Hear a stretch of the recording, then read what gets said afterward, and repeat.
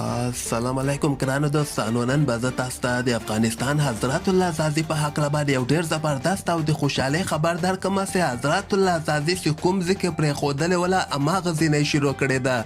ویډیو تر اخره پورې وګورئ، په هر څه به تاسو پوهسئ. زه به تاسو ته وایم چې دغه پاکستان سوپر لیګ خو که خیر شروع کېدونکی ده، خو دغې نه مخکې یوه تمریناتي لوبه د پېښور زلمی او ملتان سلطان خپل مابین کې ترسره کړله. خو په دغه لوبه کې به زه تاسو ته وایم چې حضرت الله عزازي یو په زړه پوری بیټنګ نندارې ته وړاندې کړی ده.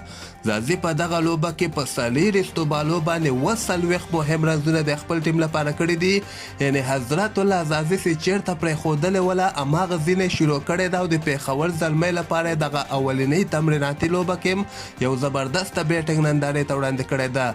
نو دې نه دغه معلومیږي چې حضرت الله عزازي ډېر ښه فارم کې دغه تېر پاکستان سوپر لیګ کې که تاسو کتلی هغې نه هم دغه ورته ډېر زیات خطرناک ښکاري.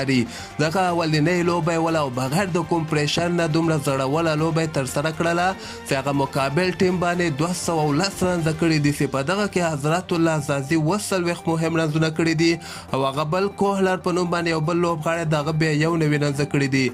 خو دغه تمریناتي لوبه بیا د ملتان سلطان ټیم د حضرت الله عزازي دوی ټیم نه ګټلې ده، ځکه عزازي دوی ټیم اصل کې دغه بالران چیک کول دغه ټیم کمبینیشن یې برابره و، نو دومره سیریس یې وانخیستله. بیا ملتان سلطان په شلم اول کې دغه ټارګټ پوره کړی ده. د ملتان سلطان لپاره به زه تاسو ته ووایم چې خوشدل شاه یو 50 رنزه کړي دي او محمد رضوان بیا 50 رنزه په 28 بالو باندې کړي دي. نو مسخد مې د خبرې دا ده چې حضرت الله عزازي ډېر خطرناک فارم کې ښکاري او داسې معلومیږي چې هغه تېر پاکستان سوپر لیګ کې چې څنګه بیټنګ د پېښور زلمی لپاره ترسره کړی و، هغې نه به ښه بیټنګ دغه ورته ترسره کړي او خپل ځان به ثابته کړي.